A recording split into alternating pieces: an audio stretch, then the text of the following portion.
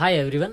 तो अपन पढ़ रहे थे कार्बन एंड इट्स कंपाउंड या फिर कार्बन और उसके यौगिक के बारे में। ठीक है, तो अपन ने उसमें कल पढ़ लिया था कार्बन के अपर रूप या फिर कहें एलोट्रोपस। ठीक है, आज अपन स्टार्ट करने जा रहे हैं कार्बन यौगिक को के रासायनिक गुणधर्म या फिर अपन कहें chemical properties of carbon compounds. ठीक है, यानी कि जो भी कार्बन के यौगिक होंगे वो रासायनिक रूप से किस प्रकार से अभिक्रिया करते हैं। ठीक है, अब जो ईंधन होते हैं यानी कि किसी वस्तु को यदि अपन जलाते हैं तो कौन से ईंधन होते हैं। ठीक है, जैसे अपन कहे कोयला या फिर लकड़ी या फिर पेट्रोलियम, ये सब क्या होते हैं, ईंधन होते हैं। ठीक है, और जो ईंधन होते हैं वो कार्बन के बने होते हैं, यानी कि ईंधन किस प्रकार से होते हैं, वो कार्बनिक यौगिक अपन उसको कह सकते हैं या फिर वो ईंधन एक प्रकार से कार्बनिक यौगिक है। ठीक है, अब इसका जो कार्बन यौगिकों के रासायनिक गुणधर्म है, इसमें जो पहला पॉइंट है वो अपन पढ़ते हैं, यानी कि इसकी पहली जो रासायनिक अभिक्रिया वो क्या है,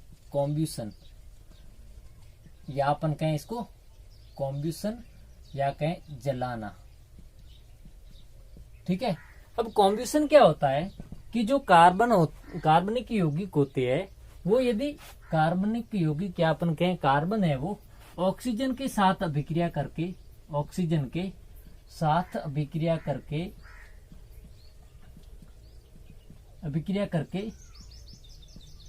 CO2 का निर्माण करता है। ठीक है, कार्बन है वो ऑक्सीजन के साथ अभिक्रिया करके CO2 का निर्माण करता है, इसके साथ ही उष्मा का भी उत्सर्जन करता है। जैसे कार्बन होगा वो ऑक्सीजन के साथ क्रिया करेगा तो कार्बन डाइऑक्साइड का निर्माण करेगा और इसके साथ ही हीट का भी इवोल्यूशन करेगा, यानी कि इसके साथ उष्मा उत्सर्जित होगी। ठीक है, जैसे CH4 है, यदि ये O2 के साथ अभिक्रिया कर रहे हैं यानी कि इसकी कॉम्ब्यूशन रिएक्शन हो रही है तो ये CO2 का निर्माण करेगा और इसके साथ 2H2 बनेगा और हीट भी इवोल्व होगी। यानी कि क्या होता है, कोई भी कार्बनिक यौगिक होगा वो यदि ऑक्सीजन के साथ जल रहा है तो वो CO2 का निर्माण करेगा। ठीक है, अब क्या होता है कि जो असंतृप्त हाइड्रोकार्बन होते हैं, ठीक है, असंतृप्त हाइड्रोकार्बन या फिर अपन कहें जो अनसैचुरेटेड हाइड्रोकार्बन होते हैं वो तो जलते हैं, यानी कि यदि अपन उसका दहन करवाए या अपन इसको कह सकते हैं दहन, कॉम्ब्यूशन यानी कि दहन।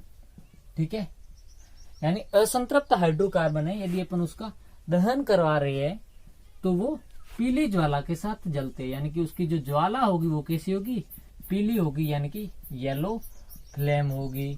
ठीक है, अब जो संतृप्त हाइड्रोकार्बन होते हैं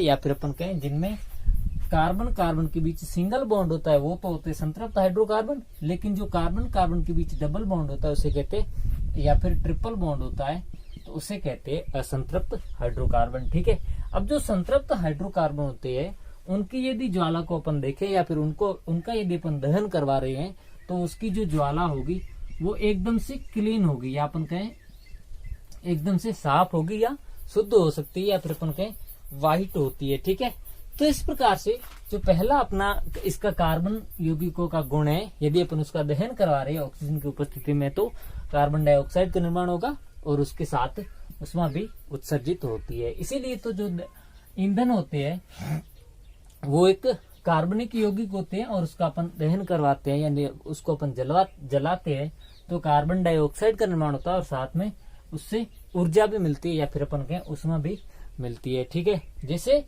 आपने देखा होगा कि जो पेट्रोलियम और युक्त पदार्थ होते हैं यदि अपन उसका दहन करवाते हैं तो उससे कार्बन डाइऑक्साइड का जो निष्कासन होता है और उसके साथ ही उससे एक ऊर्जा मिलती है जिससे अपन कहे गाड़ी वगैरह चलती है। ठीक है, तो इस प्रकार से ये था दहन या फिर कॉम्ब्यूशन। ठीक है, जिसमें कार्बन होता है वो ऑक्सीजन के साथ रिएक्शन करके कार्बन डाइऑक्साइड का निर्माण करता है और साथ में क्या करता है,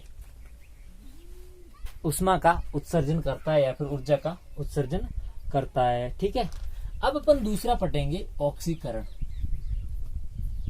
क्या पढ़ेंगे, ऑक्सीकरण या ऑक्सीडेशन, या अपन के ऑक्सीकरण या फिर ऑक्सीडेशन। अब आपको पता होना चाहिए कि ऑक्सीकरण या ऑक्सीडेशन होता क्या है। यदि किसी पदार्थ में हाइड्रोजन जुड़ रहा है या फिर अपन के कि हाइड्रोजन का जुड़ना, ठीक है, या ऑक्सीजन का निकलना, सॉरी हाइड्रोजन का निकलना और ऑक्सीजन का जुड़ना, ठीक है। यानी कि किसी पदार्थ के साथ, जैसे माना कि ये कोई ए पदार्थ है, ठीक है, यदि इससे ऑक्सीजन जुड़ रहा है तो ये एक ऑक्सीकरण अभिक्रिया है, ठीक है। और यदि इससे हाइड्रोजन निकल रहा है तो ये भी एक ऑक्सीकरण अभिक्रिया है। यानी कि या तो ऑक्सीजन जुड़ना चाहिए या फिर हाइड्रोजन निकलना चाहिए। तो इस प्रकार की जो अभिक्रिया होगी उसे अपन क्या कहेंगे, ऑक्सीकरण अभिक्रिया या फिर ऑक्सीडेशन अभिक्रिया, ठीक है। अब क्या होता है कि जो कार्बनिक यौगिक होते हैं वो आसानी से ऑक्सीकृत हो जाते हैं, यानी उसका अपन ऑक्सीकरण है जो आसानी से कर सकते हैं, ठीक है। अब जो एल्कोहल होती है, ठीक है, एल्कोहल होते हैं, यदि अपन उसका ऑक्सीकरण करवाते हैं किसकी उपस्थिति में, ऑक्सीकारक की उपस्थिति में, ऑक्सीकारक की उपस्थिति में यदि अपन एल्कोहल का ऑक्सीकरण करवाते हैं तो वो कार्बोक्सिलिक एसिड का निर्माण करते हैं। यानी कि जो एल्कोहल होंगे यदि अपन उसका ऑक्सीकरण करवाएंगे तो किसका निर्माण होगा, कार्बोक्सिलिक एसिड का, ठीक है। अब क्या होता है कि जो ऑक्सीकारक होते हैं वो क्या होते हैं, ऑक्सीकारक या अपन कहें ऑक्सीडाइजिंग एजेंट, ऑक्सीडाइजिंग एजेंट क्या होते हैं, ठीक है। तो ऑक्सीकारक क्या होते हैं कि ऐसे पदार्थ, यानी कि ऑक्सीकारक वो पदार्थ होते हैं जो किसी अन्य पदार्थ को या फिर यौगिक को क्या करते हैं, ऑक्सीजन उपलब्ध करवाते हैं। यानी कि ये जो है ये अपन कहें नवजात ऑक्सीजन उपलब्ध करवाते हैं, जिसके साथ वो यौगिक होगा या अपन कहें कि जो पदार्थ होगा वो रिएक्ट होकर ऑक्सीकृत हो जाएगा। यानी कि उसके साथ यदि ऑक्सीजन जुड़ रहा है तो वो क्या होगा, ऑक्सीकृत होगा, और ऑक्सीकृत होगा तो उस अभिक्रिया क्या कहेंगे, ऑक्सीकरण अभिक्रिया, ठीक है। अब जो ऑक्सीकारक होते हैं उसका अपन उदाहरण देखें तो जो एल्कलाइन पोटेशियम परमैंगनेट, ठीक है, या फिर जो पोटेशियम डाइक्रोमेट जो होता है वो क्या होते हैं, ऑक्सीकारक एजेंट होते हैं। यानी कि जो क्षारीय पोटेशियम डाइक्रोमेट या क्षारीय पोटेशियम परमैंगनेट जो होता है वो ऑक्सीकारक की तरह प्रयोग में लिए जाते हैं। यानी उसको अपन ऑक्सीकारक कहते हैं। क्यों कहते हैं, क्योंकि ये अभिक्रिया में जो क्रियाकारक होता है या जो यौगिक होता है उसको ऑक्सीजन उपलब्ध करवाते हैं, ठीक है। जैसे यहाँ पे अपन ले लें CH3 CH2OH, कौन सा, एथेनॉल। क्यों, क्योंकि 2 कार्बन तो एथेन, ठीक है, और यदि पीछे OH जुड़ा हुआ है तो उसका अनुलग्न क्या लगेंगे, ऑल, तो ये हो गया एथेनॉल, ठीक है। और जब एथेनॉल को अपन ऑक्सीडाइजिंग एजेंट कौन कौन से, पोटेशियम परमैंगनेट यानी कि KMnO4 और पोटेशियम डाइक्रोमेट यानी कि K2Cr2O7 की उपस्थिति में यदि अपन ऑक्सीकृत करवा रहे हैं या फिर इसका ऑक्सीकरण करवा रहे हैं तो क्या बनेगा, CH3COOH यानी कि एथेनोइक एसिड। क्या बनेगा, एथेनोइक एसिड। क्यों, क्योंकि जो यहाँ पे ये 2 KMnO4 और K2Cr2O7 है, ये क्या है, ऑक्सीकारक है, ठीक है। ऑक्सीकारक है तो इसका मतलब ये क्या करेंगे, ऑक्सीजन देने का काम करेंगे। और यदि ये ऑक्सीजन ले रहा है तो जो उत्पाद बनाएगा तो इस अभिक्रिया क्या कहेंगे, ऑक्सीकरण अभिक्रिया कहेंगे, ठीक है। क्योंकि इन्होंने ऑक्सीजन दिया है तो इसलिए ये क्या हो गई, ऑक्सीकारक एजेंट, ठीक है, यानी कि ऑक्सीकारक या फिर कहें ऑक्सीडाइजिंग एजेंट, ठीक है। अब इसको अपन ने एथेनोइक ही क्यों कहा, क्यों, क्योंकि इसमें कार्बन की संख्या कितनी है, 2 है, ठीक है। और यदि किसी भी श्रृंखला में या हाइड्रोकार्बन में यदि COOH जुड़ा हो तो अपन ओइक अनुलग्न लगाते हैं, ओइक एसिड, ठीक है, ओइक एसिड या फिर ओइक अम्ल अनुलग्न लगाते हैं, यानी कि ये क्या है, एथेनोइक अम्ल है, ठीक है।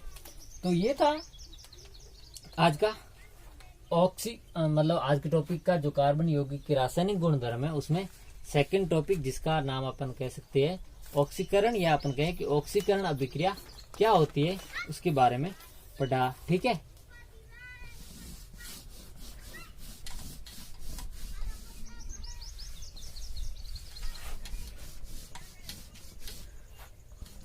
अब तीसरी रिएक्शन क्या है, तीसरी है एडिशन। एडिशन या अपन के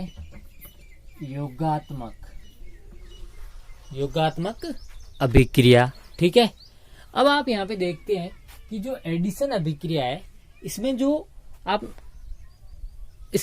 नाम दिख रहा है योगा, ठीक है, योगात्मक, इसमें आपको नाम से ही पता चल रहा है योगात्मक, यानी कि इसमें एडिंग होगी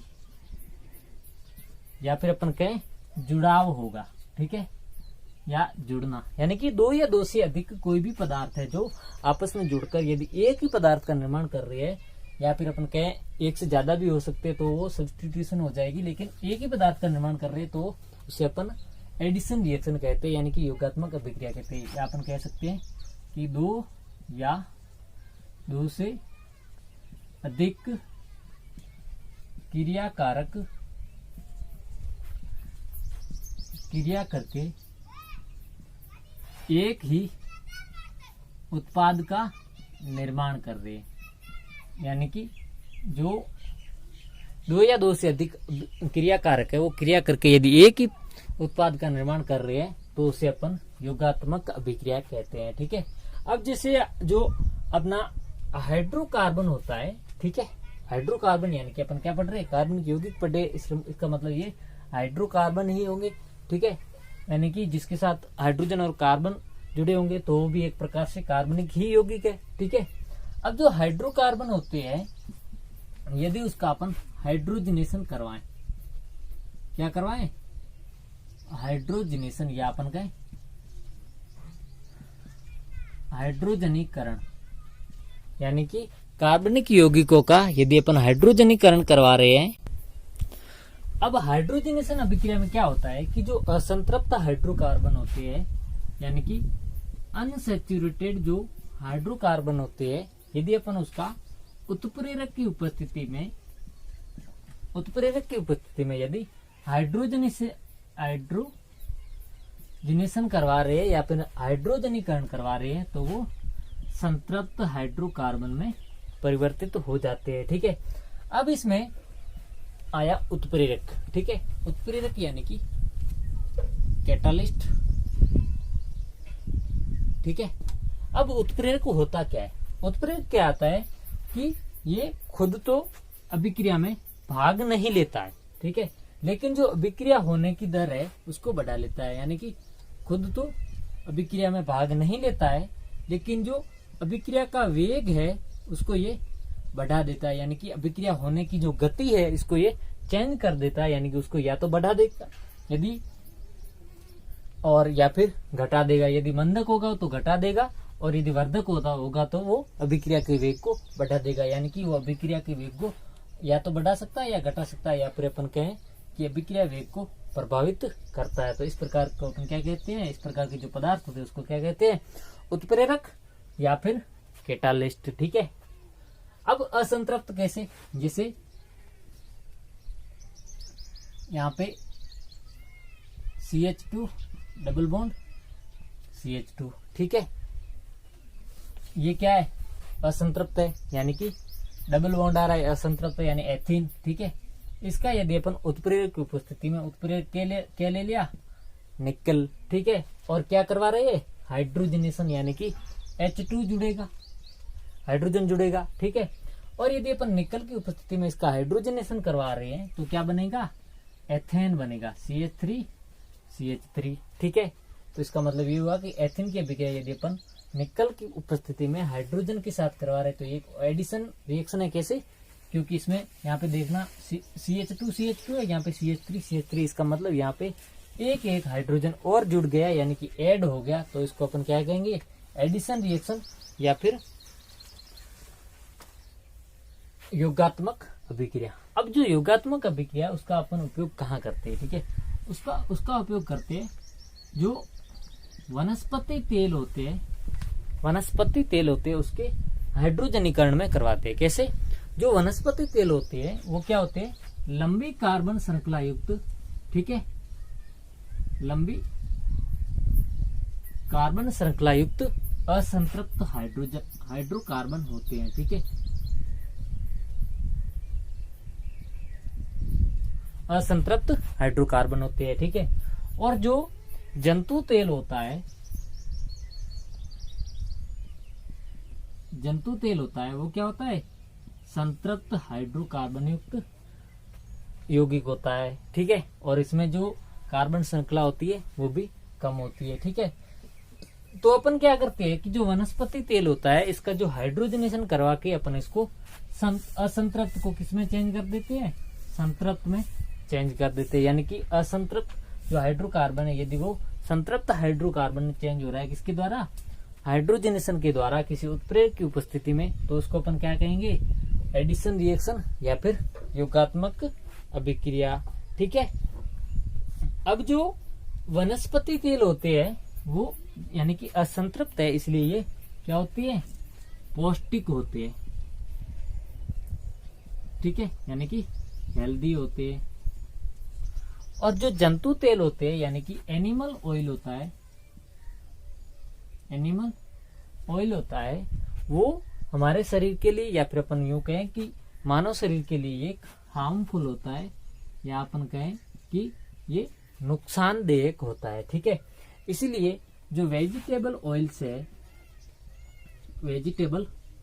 है या अपन कहें कि जो वनस्पति तेल है इसका प्रयोग अपन क्या करते हैं, कुकिंग में, यानी कि जब भोजन पकाते हैं उस समय जो तेल का प्रयोग करते हैं वो तेल कौन सा होता है, वनस्पति तेल होता है, यानी वो असंतृप्त हाइड्रोकार्बन होता है, ठीक है।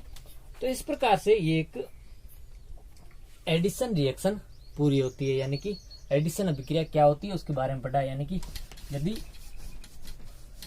दो या फिर अपन कहें एक अभिकारक किसी दूसरे क्रिया कारक के साथ जुड़कर एक उत्पाद का निर्माण कर रहा है तो उसे अपन क्या कहेंगे, एडिशन रिएक्शन। यानी कि जैसे एल्कीन का यदि अपना हाइड्रोजनेशन करवाते हैं, यदि वो एल्केन का निर्माण कर रही है तो वो क्या हो गई, एडिशन अभिक्रिया हो गई। अब अपन 4 नंबर पढ़ रहे हैं प्रतिस्थापन अभिक्रिया। कौन सी, प्रतिस्थापन या सब्स्टिट्यूशन, प्रतिस्थापन अभिक्रिया या फिर अपन कहें सब्स्टिट्यूशन रिएक्शन। अब ये प्रतिस्थापन अभिक्रिया होती क्या है, ठीक है। प्रतिस्थापन अभिक्रिया क्या होती है कि किसी पदार्थ में, जैसे यहाँ पे ए बी कोई यौगिक है, ठीक है। अब यदि इसकी अपन अभिक्रिया सी के द्वारा करवाते हैं तो जो बी है वो सी के द्वारा प्रतिस्थापित हो जाता है और AC प्लस बी का निर्माण कर रहा है। तो इस प्रकार की अभिक्रिया को अपन प्रतिस्थापन अभिक्रिया कहते हैं। यानी कि किसी एक पदार्थ द्वारा दूसरे पदार्थ का विस्थापन करना या प्रतिस्थापन करना और किसी नए प्रोडक्ट का निर्माण करना। यानी कि यहाँ पे नया उत्पाद बन रहा है तो किसी नए उत्पाद का निर्माण करना क्या कहलाता है, प्रतिस्थापन अभिक्रिया कहलाता है, ठीक है। अब क्या होता है कि जो संतृप्त यौगिक होते हैं, अपन क्या पढ़ रहे हैं, कार्बनिक यौगिक पढ़ रहे हैं, तो यानी कार्बनिक यौगिकों में जो संतृप्त हाइड्रोकार्बन होते हैं यानी संतृप्त कार्बनिक यौगिक होते हैं जो अक्रिय होते हैं, यानी कि वो आसानी से क्रिया नहीं कर सकते, इसलिए कभी कभार कोई कारक की उपस्थिति में वो तेजी से अभिक्रिया करते हैं और प्रतिस्थापन अभिक्रिया देते हैं। जैसे आपने देखा होगा कि जो एल्केन होता है, ठीक है, एल्केन क्या होता है, वो क्या करता है कि यदि अपन उसका हेलोजन के साथ, एल्केन का हेलोजन के साथ यदि अपन सूर्य की प्रकाश की उपस्थिति में, सूर्य के प्रकाश की उपस्थिति में यदि अपन अभिक्रिया करवाएं तो हेलो एल्केन का निर्माण होता है। ठीक है, यानी कि एल्केन के साथ हेलोजन समूह जुड़ जाता है। कैसे? जैसे यहाँ पे अपन ने मेथेन ले लिया, एल्केन यानी कि मेथेन, और हेलोजन कौन सा ले लिया? क्लोरीन। ठीक है, यानी कि Cl2। अब क्या होता है कि यदि अपन एल्केन की अभिक्रिया हेलोजन के साथ करवा रहे हैं, यानी कि एथेन की अभिक्रिया क्लोरीन के साथ करवा रहे हैं, किसकी उपस्थिति में? प्रकाश की उपस्थिति में, तो क्या होता है कि ये प्रतिस्थापन अभिक्रिया देता है और क्या बनाता है? CH3Cl, यानी कि क्लोरोमेथेन। क्लोरो क्यों? क्योंकि प्रतिस्थापित समूह तो आगे आएगा, यानी कि पूर्व लग्न के रूप में, तो ये हो गया क्लोरोमेथेन, और साथ में क्या बनेगा? HCl। ठीक है, क्यों? 4 H है तो 1 H हट गया, 3 यहाँ पे रह गए तो 4 बन गया। ठीक है, पीछे बचे 2 Cl, तो 1 Cl यहाँ पर, 1 Cl यहाँ पे। ठीक है, अब आगे फर्दर ये रिएक्शन क्या होती है? CH3Cl है जो वापस क्या करती है? Cl2 के साथ रिएक्ट होती है प्रकाश की उपस्थिति में, और क्या बनवाती है? CH2 Cl2 और HCl यहाँ पे भी निकल रहा है। उसके बाद क्या होता है कि जो CH2 Cl2 है वो भी Cl2 के साथ अभिक्रिया करके CHCl3 बनाती है और HCl का निर्माण करती है। अब आगे फर्दर ये क्या होता है? CHCl3 है वो भी Cl2 के साथ अभिक्रिया करके एंड में CCl4 का निर्माण करती है, यानी कि CCl4 का निर्माण करती है और HCl का निर्माण करती है। HCl भी साथ में बनता है। तो इस प्रकार से ये एक अभिक्रिया कौन सी है? प्रतिस्थापन अभिक्रिया। क्यों? क्योंकि यहाँ आप देखते हैं कि यदि अपन CH4 की स्ट्रक्चर बनाए तो ये इस प्रकार से होती है। ठीक है, अब इसकी अपन अभिक्रिया करवा रहे हैं किससे?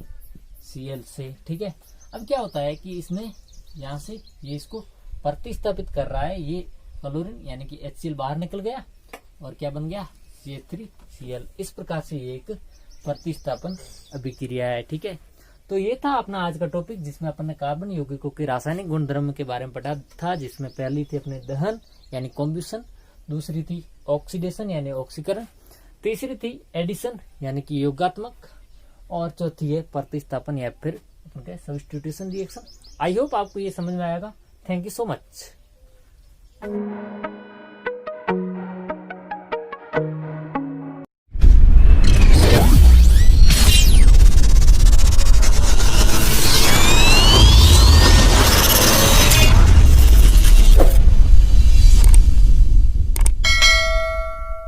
अच्छा सुनो, सब्सक्राइब करते वक्त ना घंटी बजा देना, ताकि जब मैं ऑनलाइन आऊँ तो तुम्हारे फोन की भी घंटी बजे।